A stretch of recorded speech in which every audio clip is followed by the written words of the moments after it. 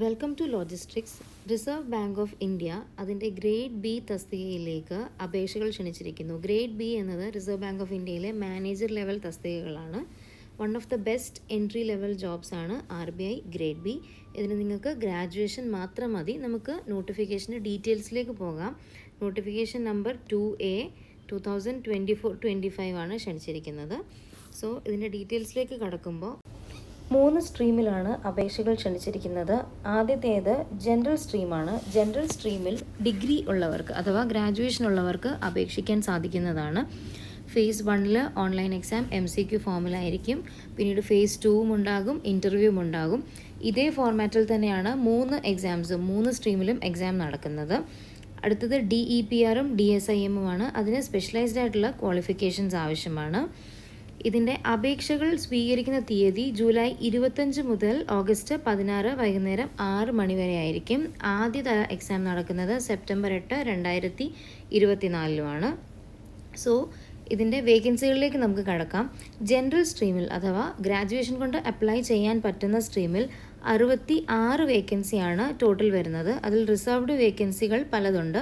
Schedule കാസ്റ്റിൽ 10, schedule tribe 4, OBC 19, ജനറലിൽ 27 വേക്കൻസിയാണ് വരുന്നത്. EWSൽ 6 വേക്കൻസിയും, അതുപോലെ DEPRൽ വരുന്നത് 21, DSIMൽ വരുന്നത് 7 വേക്കൻസിയുമാണ്.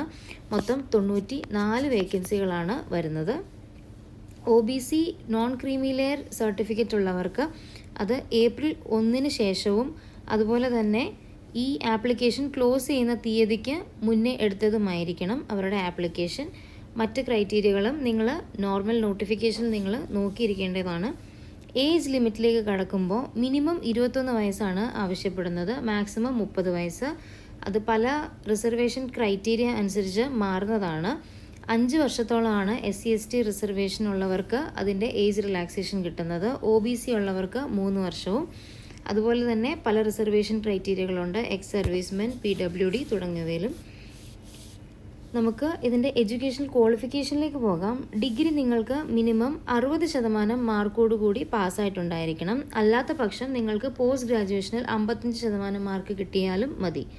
ഡിഗ്രി മാത്രമേ ഉള്ളെങ്കിലും 60% മാർക്കോടുകൂടി നിങ്ങൾക്ക് ഇതിന് അപേക്ഷിക്കാവുന്നതാണ് ജനറൽ സ്ട്രീമിലേക്ക്. DEPRലേക്ക് വരുമ്പോൾ അത് കുറച്ച് സ്പെഷ്യലൈസ്ഡ് ആയിട്ടുള്ള ഒരു സ്ട്രീമാണ്. അതുകൊണ്ട് തന്നെ അവിടെ മാസ്റ്റേഴ്സ് ഡിഗ്രി എക്കണോമിക്സിൽ ഉണ്ടായിരിക്കണം, അല്ലെങ്കിൽ ഫിനാൻസിൽ മാസ്റ്റേഴ്സ് ഡിഗ്രി ഉണ്ടായിരിക്കേണ്ടതാണ്.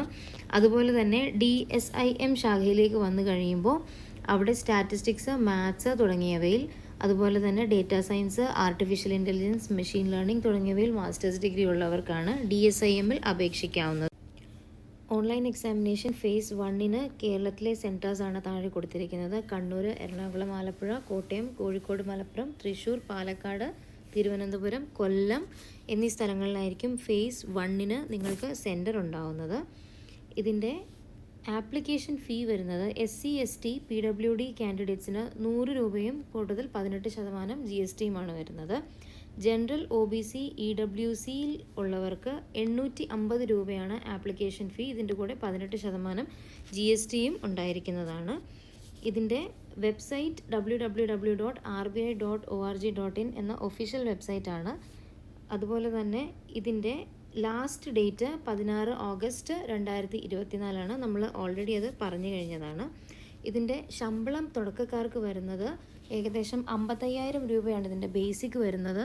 അതുപോലെ തന്നെ ഇൻ ഹാൻഡ് നിങ്ങൾക്ക് ഏകദേശം ഒരു ഗ്രോസ് സാലറി വരുന്നത്, ഗ്രോസ് സാലറി നിങ്ങളുടെ വരുന്നത് ഏകദേശം 1,22,000 രൂപയോളമാണ് തുടക്കത്തിൽ തന്നെ നിങ്ങൾക്ക് കിട്ടുന്നത്.